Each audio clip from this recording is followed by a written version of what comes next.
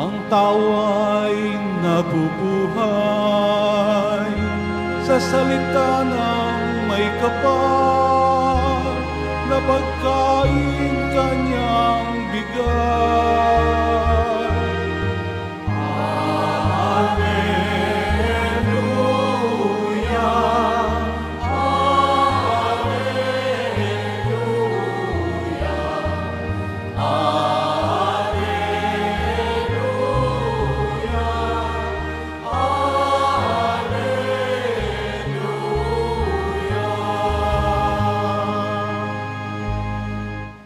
Sumainyo ang Panginoon. At sumayo rin. Ang mabuting balita ng Panginoon ayon kay San Juan. Papuri sa iyo, Panginoon.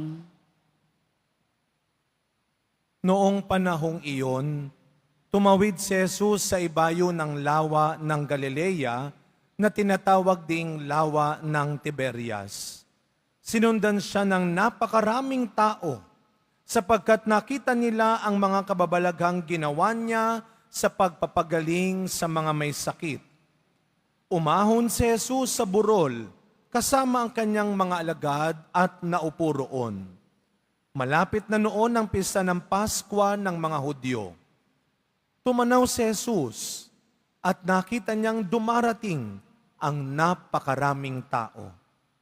Tinanong niya si Felipe, "Saan tayo bibili ng tinapay upang makakain ang mga taong ito?" Sinabi niya ito para subukin si Felipe, sapagkat alam ni Jesus ang kanyang gagawin. Sumagot si Felipe, "Kahit na po halagang 200 denaryong tinapay ang bilhin, ay hindi sasapat para makakain ng tigkakaunti ang mga ito."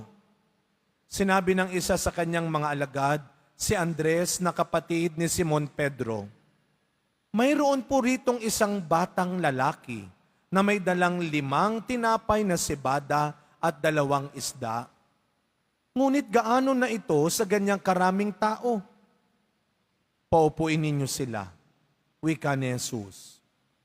Madamo sa lugar na yaon. Umupo ang lahat.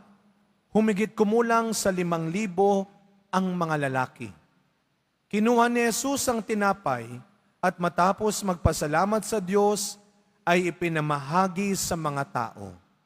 Gayon din ang ginawa niya sa isda.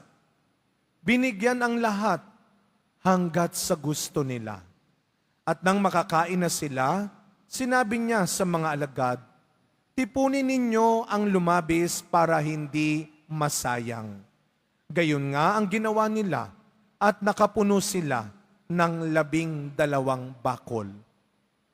Nang makita ng mga tao ang kababalaghang ginawa ni Jesus, sinabi nila, "Tunay na ito ang propetang paririto sa sanlibutan." Nahalata ni Jesus na lalapit ang mga tao at pilit siyang kukunin upang gawing hari. Kaya muli siyang umalis na mag-isa patungo sa kaburulan. Mga kapatid, ang mabuting balita ng Panginoon. Pinupuri ka namin, Panginoong Heso Kristo. Magsiupo ang lahat. Good afternoon po sa inyong lahat. Happy Easter! Batiin natin ang mga katabi natin, Happy Easter! Palakpakan natin ang ating Pong Jesus Nazareno, ang ating Kristong muling nabuhay, mas malakas na palakpak ng papurit pasasalamat sa Diyos sa biyaya ng ating Pong Jesus Nazareno. Huwag niyo pong kalilimutan ha, tayo ay nasa loob pa rin ng panahon ng Easter, ang Pasko ng muling pagkabuhay. Huwag natin mamadaliin, kasi ito yung pinakamahalagang sandali sa buhay nating mga Kristiyano, na si Kristong ating sinusundan, pinaglilingkuran at pinaniniwalaan ay hindi lamang namatay, siya ay muling nabuhay. Buhay ang Diyos. Amen. Buhay ang Diyos, kaya tayo'y magdiwang. Huwag natin mamadaliin. pinapaalala ho sa atin na sa kanyang muling pagkabuhay, tayo ay nasa tamang landas patungong kaligtasan. Ngayon ho ay unang Biyernes ng buwan ng Mayo. Kahapon, auno, siyempre, pinarangalan natin ang mga dakilang manggagawang Pilipino. Mabuhay ho kayong mga manggagawa sa inyong mga sakripisyo. Palakpakan natin ang bawat isang nandito. Wag ho kayong mag-alala. Hindi man po na ibabalik kaagad ng mga taong pinaghihirapan ninyo, ng mga taong pinag-aalayan nyo ng sakripisyo. Ang lahat ng mga paghihirap ninyo, wag kayong mag-alala. Sa paraan, sa panahon ng Diyos, ibibigay niya ang sapat at dapat na gantimpala para sa inyo. Amen. Kaya wag ho kayong tatamarin. Ipagpatuloy natin. Walang masasayang. Pero kahapon ay unang araw ng Mayo. Nagsimula na rin marahil sa maraming simbahan ang Mayflower Offering. Ang pag-aalay ng bulaklak kay Maria sa buong buwan ng Mayo. Naranasan niyo po ba yun nung bata kayo? Sinong nakaranas na mag-alay ng bulaklak nung maliliit pa siya nung bata? O ayan, halos lahat tayo. Wala tayong nagawa nun dahil dinala tayo sa simbahan. Sumama ka, sumama ka. At kami naman, anong ginawa namin? Wala kaming pambili. Anong ginawa? Nag-ikot sa aming iba't ibang barangay. Patawarin kami ng mga kapitbahay na kinunan namin ng mga santan, gumamela. Dahil yun ang kinuha namin at yun ang inalay namin. Eh ngayon nakakaluwag-luwag na, may parosas na. No? Pero noon, di ba, naalala nyo, sa kapitbahay lang kumukuha. Ano pang inihintay natin ngayong Mayo? Santa Cruzan, Flores de Mayo. Pero alam nyo, meron pong ito wala itong scientificong pag-aaral na pinaniniwalaan din at patunay. Meron pong isang matandang tinuro sa atin ng mga nanay, lolo, lola natin. Kapag Mayo, meron tayong hinihintay. Mukhang humingitin na kayo. Mukhang alam niyo na kung anong ibig kong sabihin. Kapag Mayo, ang hinihintay ay ang tinatawag nilang Agua de Mayo. Alam niyo ho ba yon? Yung unang ulan ng Mayo. Naalala ko nung bata kami, yung lola ko, kahit natutulog, babango kami, lumabas kayo, dali, umuulan na, umuulan na. Ang unang ulan ng Mayo, dali, lumabas kayo, nakakagaling yan, nakakagaling daw. Actually, ang pinagagaling niya, yung bungang araw. Sa sobrang init. Wala ho yung scientificong paliwanag at katotohanan, pero naiintindihan natin sila. Siguro sadyang bilang isang magulang, mag-iisip ka, gagawa ka ng paraan, gumaling lang ang anak mo. Maligtas lang ang anak mo. Kaya ano ang tawag sa mga magulang ko minsan? Nagdodoktor-doktoran. Masisisi ba natin sila? Ganon ang magulang. Iisipin niya lahat, gagawin niya lahat ng paraan, gumaling at maligtas lang ang aking anak. Amen ba mga magulang? At sa panahon natin ngayon mga kapatid, itong panahon ng Pasko ng muling pagkabuhay, patuloy nating inaalala ang pinakadakilang ginawa ng ating Ama sa langit. Yan ay ang iligtas tayo mula sa kamatayan at kasalanan. Kaya nga wag natin mamadaliin itong ipagdiwang ang Easter season. Dahil sa muling pagkabuhay ni Kristo, tandaan ho ninyo, hindi lang sa kamatayan, dahil kung si Kristo ay hindi nabuhay, walang silbi. Baliwala. Hindi pala totoo. Kaya nga anong sabi ni San Atanasio, siya ay hindi lamang taong totoo, siya ay Diyos na totoo, sapagkat siya ay muling nabuhay. At ito ang pananampalataya natin. Huwag kang tatalikod sa pananampalatayang Kristiyano. Sapagkat si Kristo hindi lang nabuhay at namatay, siya'y muling nabuhay upang iligtas tayo, sagipin tayo sa kamatayan at kasalanan. Pero alam naman natin, hindi po nangyari yon ng mabilisan, ng madalian. Si Kristo hindi lang Diyos. Bilang taong totoo, naranasan din ni Kristo ang masaktan, mahirapan, magsakripisyo, tuksuhin, subukin.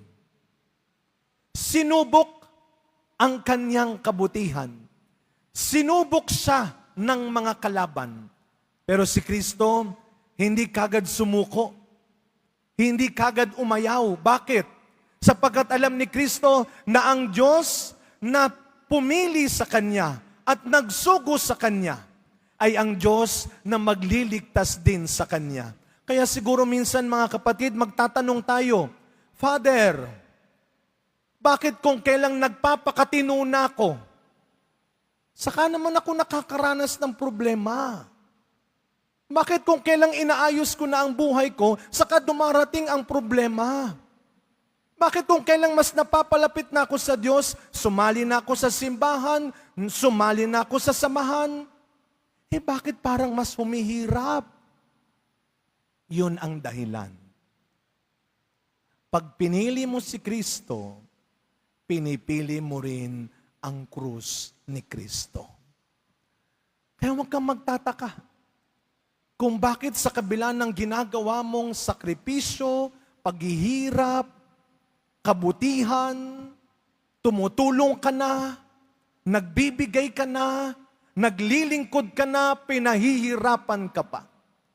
Nahihirapan ka pa. Well, kung gusto mo lang ng madaling buhay at maginhawang buhay, sa mabilis na paraan, pwede naman. Mandadaya ka, magnanakaw ka, manlalamang ka. Pero tandaan mo, diyan ka rin matatapos. Kaya ano ang tinuro ni Kristo sa kanyang mga alagad? Anong pinaalala ni Kristo sa kanyang mga alagad? Lalo na sa ebanghelyo natin ngayon. Nang makita ni Kristo ang napakaraming taong nagugutom, tinawag niya si Felipe. Felipe, ano ang gagawin natin para makakain sila? Tandaan ninyo, Diyos si Kristo. Alam niya kung anong dapat gawin. Kayang-kaya niya on the spot pakainin sila. Pero ano ang ginawa ni Kristo? Gusto niyang marinig kung natuto na sila. Marahil, alam ni Kristo, malapit na siyang umalis. Marapit na niyang iwan ng mga alagad. Kaya anong gusto ni Kristo? Ayokong namimihasa lamang kayo na ako lang ang kumikilos. Ayokong umaasa lang kayo sa kapangyarihan ko. Isang araw, iiwan ko rin kayo.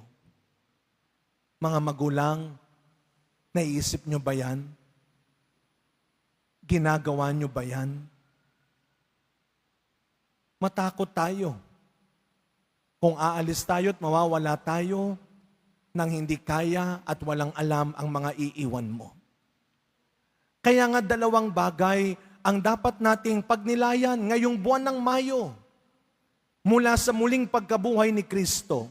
Una, huwag kang masyadong magpakakampante, maging komportable sa magaganda at mabubuting bagay na ginagawa ng Diyos sa iyo. Dahil alam nyo, anytime, pwede kanyang mahalin sa mahirap na paraan.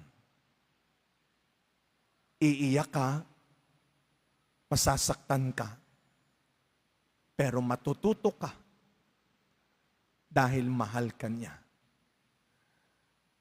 Huwag kang susuko kagad. Huwag kang magpapatalo kagad. Lagi ko sinasabi ito, walang tinawag ang Diyos na pinabayaan niya. Pangalawa, turuan natin ang sarili natin na huwag lang umaasa sa iba. Tulungan natin ang sarili natin na huwag lang umaasa sa kaalaman, kakayahan ng iba. Gamitin mo yung angking kabutihan mo. Tingnan ninyo yung bata sa ebanghelyo natin. Sa kanyang kamusmusan, yung ilang pirasong tinapay at isda niya, hindi niya pinagdamot. Pwede niya sabihin na, amin to, akin to. Kagaya ng ugali natin minsan. Pero maliwanag dun sa bata, ang Diyos ang humihingi nito. Siya ang bahala dito. Kapag ang Diyos ang tumawag at pumili sa iyo, maniwala ka. Be patient. Pagsubok lang yan. Makakaya mo rin yan. Sa pagkapatuloy na misa natin, mga kapatid, sabi nila, May is for Mama Mary. Pero tandaan ninyo, may isa pang M ang May. May is for all the mothers. Sa May 11, bago tayo bumoto sa 12, Mother's Day muna. Dala-dala ang bilin ng mga nanay natin at ang panalangin ng ating mahal na ina, dalawang bagay. Huwag kang tamad. Tulungan at turuan mo yung sarili mo. Dahil sa huli, ikaw at ang Diyos pa rin ang magtutuos. Pangalawa, be patient. Huwag ka kagad susuko. Pagsubok lang yan. Kaya mo yan. Amen.